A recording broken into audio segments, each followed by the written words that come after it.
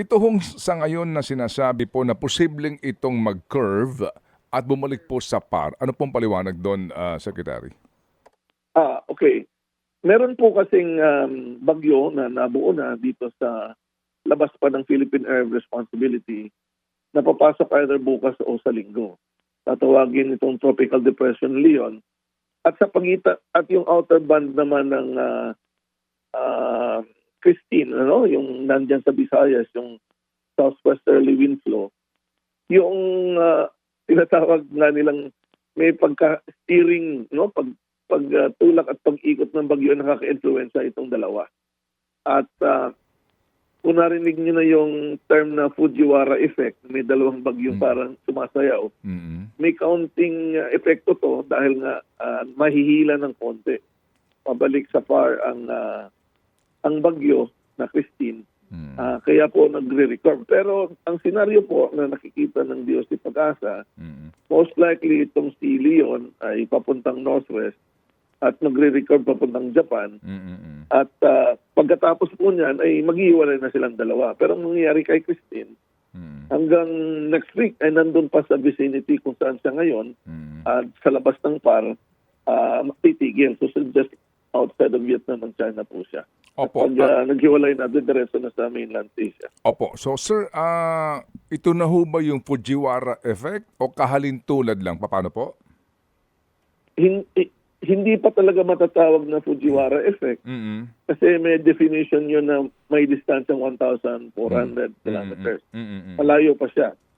So, pero parang yung initial motion ng Fujiwara nandiyan pag nag-record. Hindi pa ngayon nangyari sa susunod na araw. Pero hindi full-blown Fujiwara effect po ang mangyayari. Sabi ng Diyos ni Pag-asa. Okay. Sir, tama ho ba? Kasi meron pong isang analysis para nga po ninyo maipaliwanag ang accuracy po ng ganito pong mga reports. Kaya daw po hindi makaangat ang bagyo ay dahil sa ridge ng high pressure area. Kasi po ngayon, ang ating pong nababanggit ay low pressure area. Dahil daw po sa meron daw... Opo, go ahead sir, go ahead po. Ang mga bagyo ay low pressure yan. At ang tendency ng tubig o ng hangin, didiretso siya sa mas mababang pressure, from high pressure to low pressure. Kaya lang, kung may high pressure sa paligid, hindi talaga siya makakapunta doon sa northwest. Pero nahihila din siya ng system dito sa Pacific nga. So dalawa po ang may effect dyan. Una, yung paghila ng tropical depression at yung pag-ikot po kasi ng bagyo, nabasag po yung kanyang yung sentro. Hindi masyadong defined. Pagpasok po sa Luzon, nabasag po siya. Kaya tumigil muna dyan sa offshore ng La Union, Pangasinan area, bago na buo. Kaya bumilis uli kanina. At yung ang mga high-pressure regions sa paligid, siyempre, nakaka-apekto din yan. Opo. Yung pong probability, sir, na ito ho ay magkurbada ho talaga at dumalaw muli sa par, ano po ang chance nito, sir? Ilang percentage po kaya? Nakikita ng Pag-asa na pwedeng pumasok sa par uli siya. Pero hindi masyadong affected naman ang Pilipinas. Parang yung doon lang siya sa pinaka northwest side ng par. Okay, sige o po. western side ng par. Opo. Sige po. So sir, kung sakasakali po, ito pong LPA ngayon na nandito po sa eastern part of Mindanao, wala po itong particular din po na epekto so far kapag po nag-record ito totally kasi po magkalayo talaga sila?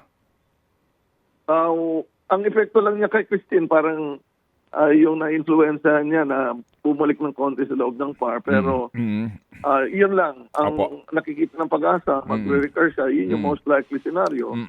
Pero siyempre, sa susunod na mga araw, titingnan kung ang isang possibility din ay kung papunta sa northwest. So yun po yung kailangan nating bantayan. Pero ang pinapresent po ng Diyos ni Pag-asa ngayon, magre-recur papuntang Japan. Ted Filon at DJ Chacha ngayon nasa Radyo 5 92.3 News FM Monday to Friday 6 to 10 a.m.